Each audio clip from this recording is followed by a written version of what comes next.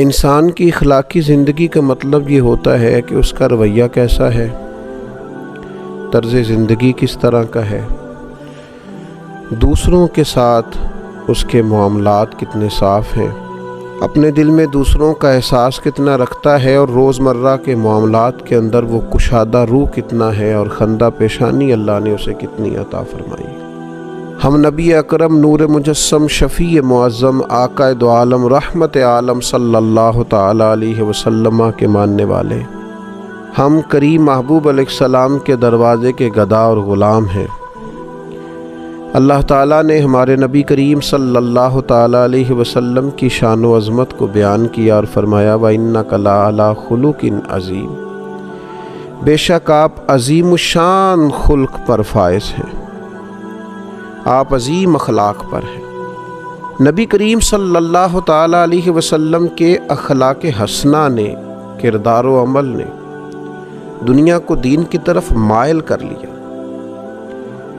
شروع میں بڑی سخت مخالفت کرنے والے، پتھر کی طرح مزاج رکھنے والے، اور اپنے لفظوں کو بڑا تلخ اور ترش کر کے پیش کرنے والے رسول پاک کے اخلاق کے سامنے بڑی جلدی ہتھیار ڈالتے ہوئے دکھائی دیے۔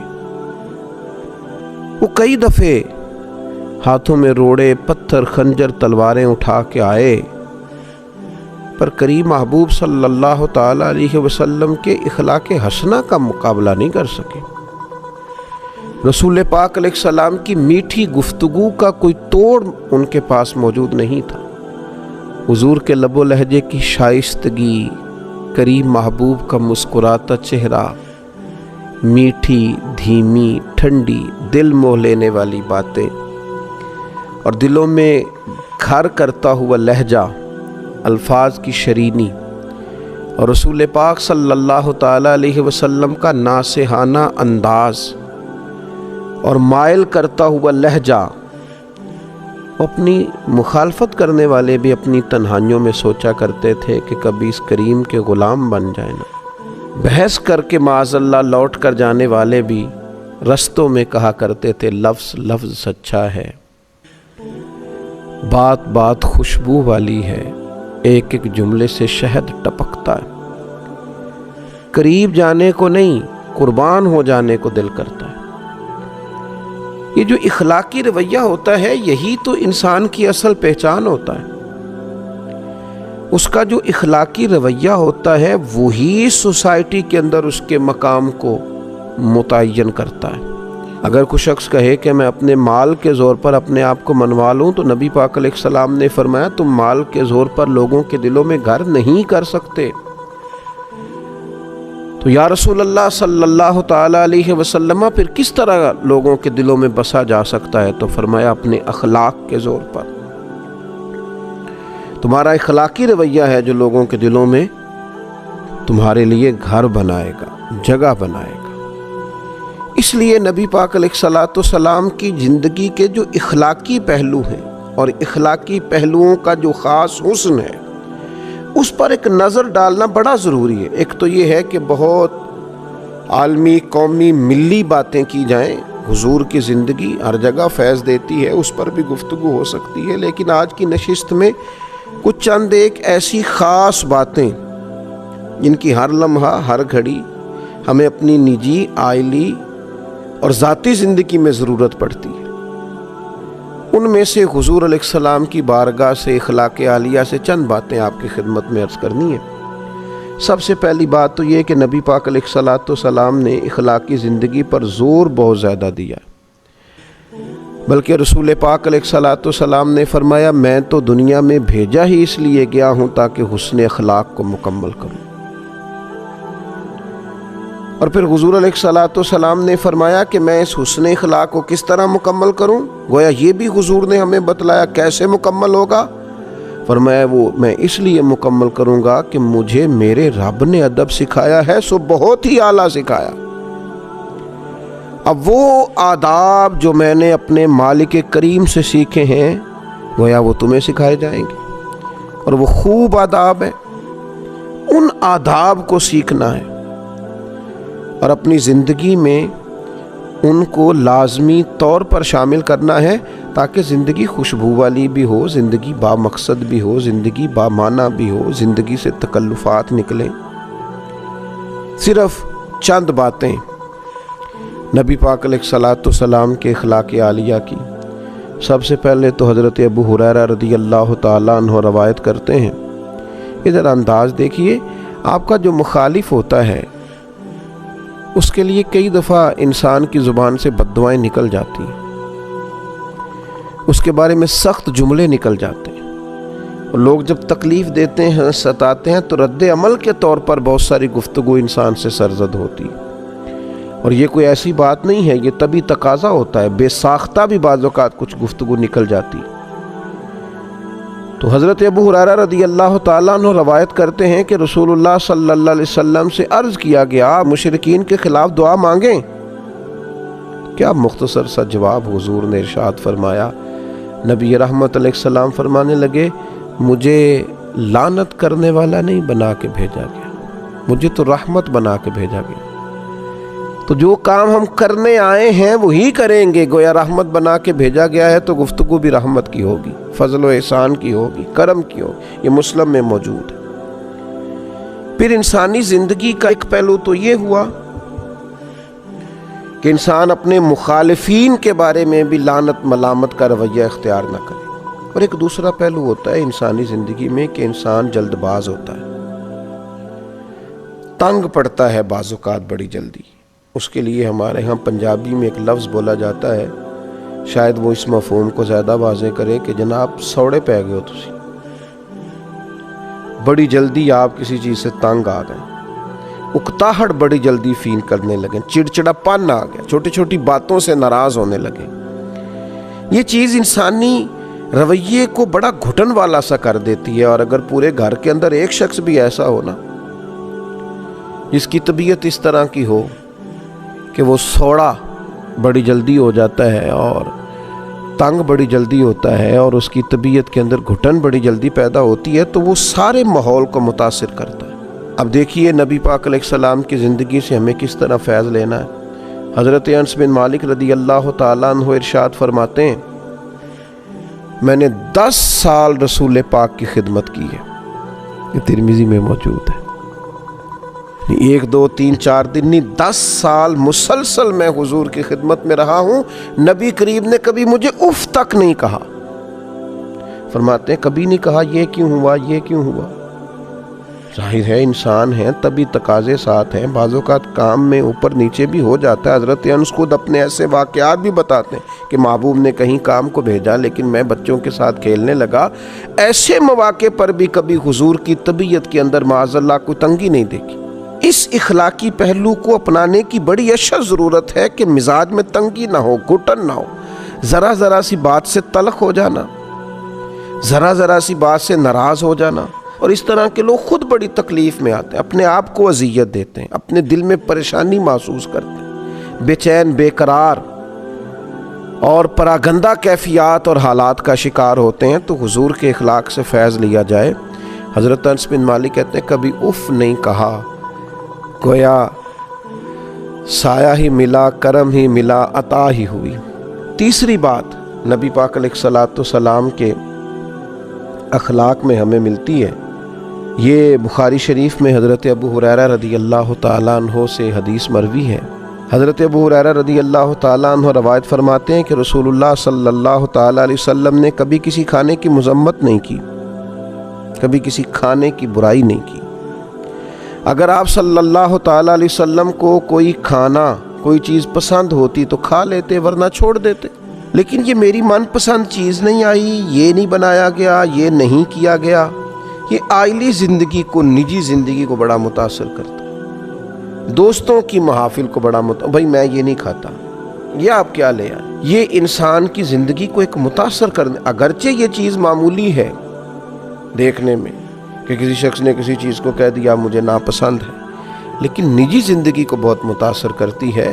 اگر آپ کو کوئی چیز پسند نہیں ہے تو بھائی باقیوں کو تو پسند ہے نا، آپ کو کوئی سبزی پسند نہیں ہے تو باقیوں کو تو پسند ہے، لیکن آپ کے رویے کا انداز اتنا عجیب ہے کہ آپ گویا باقیوں کو بھی جبراً اس سے روکنا چاہ رہے ہیں۔ آپ کو پسند نہیں، آپ چھوڑ دیجئے، یہ رسول پاک صلی اللہ تعالی علیہ وسلم سے سیکھنے والی ایک اہم بات۔ پھر چوتھی بات حضرت جابر رضی اللہ تعالیٰ عنہ بیان کرتے ہیں، یہ بھی بخاری میں موجود ہے، فرماتے ہیں نبی پاک صلی اللہ تعالیٰ علیہ وسلم سے جب بھی کسی چیز کا سوال کیا جاتا حضور کبھی نہ فرماتے۔ رویے کی سخاوت، کرم کی برکھا دینے کا انداز، ایسا کوئی محبوب کہیں ہوگا نہ کہیں ہے۔ بیٹھا ہے چٹائی پہ مگر عرش نشیں ہے، اور ملتا نہیں کونین کو کیا کیا تیرے در سے، ایک لفظ نہیں ہے جو تیرے لب پہ نہیں ہے۔ حضور نے کبھی نہ نہیں فرمایا، ہمیشہ عطا کرتے، اور اپنی امت کو بھی سبق دیا اس بات کا۔ حضور فرماتے ہیں بندہ دل کا غنی ہوتا ہے، اس کے مزاج میں وسعت ہونی چاہیے، تب اسے سخاوت کرنی چاہیے۔ بڑی جلدی بڑی چیزوں کے بارے میں انکار کر دینا اور کسی بخیلی کا شکار ہونا یہ مومن کی شان نہیں ہے۔ پانچویں بات، بڑی اہم، بڑی بنیادی، بڑی ضروری بات، جو لوگ کہتے ہیں جی میں تو اپنے اوپر کنٹرول ہی نہیں کر پاتا، میں بڑا سخت ہوں، بعض لوگوں کے بارے میں پھر میں نے کوشش کی لیکن میں کر نہیں پایا، وہ ذرا غور کریں۔ یہ بھی مسلم شریف میں سیدہ طیبہ طاہرہ حضرت عائشہ صدیقہ رضی اللہ تعالیٰ عنہ کی روایت موجود ہے۔ ارشاد فرماتی ہیں نبی پاک علیہ الصلوۃ والسلام نے اللہ تعالیٰ کی راہ میں جہاد کے سوا کبھی کسی کو اپنے ہاتھ سے نہیں مارا، یہاں تک کہ ارشاد فرماتی ہیں نہ کبھی کسی عورت پر ہاتھ اٹھایا، نہ کبھی کسی خادم کو مارا، کبھی نہیں مارا نبی پاک نے جہاد کے علاوہ کسی کو۔ میں عرض کروں گا وہ لوگ جو سمجھتے ہیں کہ ہر چیز کا انداز ڈنڈا ہے اور ہر جگہ ہمیں سختی ہی کرنی ہے، کبھی طلباء پر، کبھی خدام پر، کبھی غرباء پر، کبھی کسی پر، کبھی کسی ماتحت پر، وہ غور کریں۔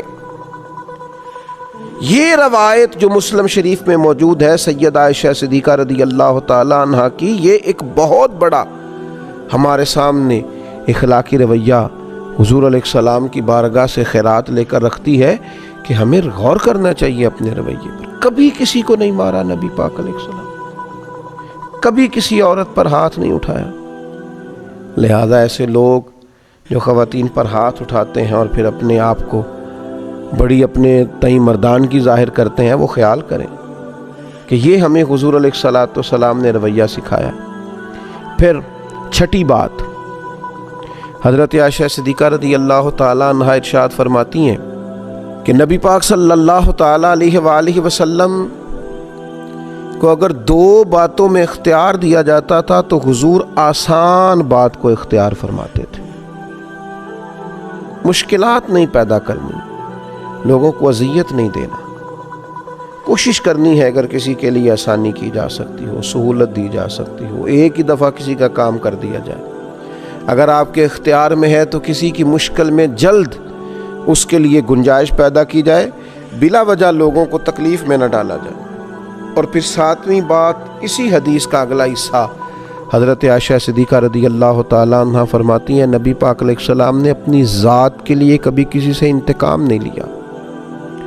ہاں اگر کوئی اللہ کی حدود کی خلاف ورزی کرتا تھا تو آپ اللہ تعالیٰ کی رضا کے لیے اسے سزا دیتے، ذات کے لیے، ذات کے لیے۔ کتنے جھگڑے ہمارے جو صرف ذاتی ہیں، اور کتنی دور تک چلے گئے اور کتنی حدوں کو ہم نے کراس کر لیا۔ تو اپنی ذات کا بت نہ بنائیں معاذ اللہ، اپنی ذات کے لیے حضور علیہ السلام نے کبھی کسی سے انتقام نہیں لیا۔ پھر آٹھویں بات، درگزر کرنے کا بڑا اہم پہلو تھا حضور کی مقدس زندگی میں۔ کفار مکہ نے کیا کچھ نہیں کیا، کس کس رنگ میں انہوں نے تکلیف نہیں دی، لیکن فتح مکہ کے موقع پر حضور نے فرمایا بتاؤ تمہارے ساتھ کیا سلوک کروں۔ انہوں نے کہا آپ بھی کریم ہیں، آپ کے والد بھی کریم ہیں، خاندان ہی کریموں کا ہے۔ فرمایا وہی سلوک کروں گا جو جناب یوسف نے اپنے بھائیوں کے ساتھ کیا تھا، جاؤ تم پر کوئی مطالبہ نہیں، تمہیں معاف کیا۔ تو درگزر کا پہلو، گنجائش کا پہلو زندگی میں ضرور رکھیں، بڑی جلدی سارے دروازے بند نہ کر دیے جائیں، کچھ تھوڑا سا مزاج کے اندر برتری کو بھی رکھا جائے۔ اور 9ویں بات، حضرت عائشہ صدیقہ رضی اللہ تعالیٰ عنہ ارشاد فرماتی ہیں نبی پاک علیہ السلام کبھی وہ بات نہیں کرتے تھے جو حیا کے خلاف، نہ تبن نہ تکلفن، کبھی کوئی ایسی بات حضور علیہ السلام نہ فرماتے۔ اور فرماتی ہیں حضور بازاروں میں شور نہیں کرتے تھے، نبی پاک برائی کا بدلہ کبھی برائی سے نہیں دیتے تھے بلکہ معاف کر دیتے، درگزر کرتے۔ لب و لہجے سے جب بھی کوئی بات نکلے وہ حیا والی ہو، وزادار ہو۔ بعض لوگ بات کرتے ہیں تو محسوس ہوتا ہے کہ یار یہ جو آپ نے گفتگو کی ہے یہ آپ کی شخصیت سے میچ نہیں کی، آپ بہت بڑے آدمی تھے، آپ کو اتنی چھوٹی بات نہ کرنا چاہیے تھی۔ تو نبی پاک علیہ السلام کبھی کوئی ایسی بات نہ فرماتے جو حیا کے خلاف۔ اور 10ویں اور آخری بات عرض کرتا ہوں، یہ روایت بھی مجمع الزوائد میں موجود ہے، اور حضرت ابو ہریرہ رضی اللہ تعالیٰ عنہ ارشاد فرماتے ہیں کہ نبی پاک علیہ السلام نے ایک دفعہ صحابہ کرام سے فرمایا میں مزاح میں ہوں، تم سے دل لگی کر رہا ہوں، اس حالت میں بھی میں سوائے حق کے کوئی بات زبان سے ادا نہیں کرتا۔ عام روٹین کے حالات میں بات ہو رہی ہو، نارمل بات ہو رہی ہو، گفتگو عام ہو رہی ہو، پھر بھی بات حق اور سچ ہے، اور اگر بات کبھی طبی طور پر دل لگی کی ہو رہی ہو، مزاح کی ہو رہی ہو، خوش طبی کی ہو رہی ہو، تو اس میں بھی میں حق بات کہتا ہوں۔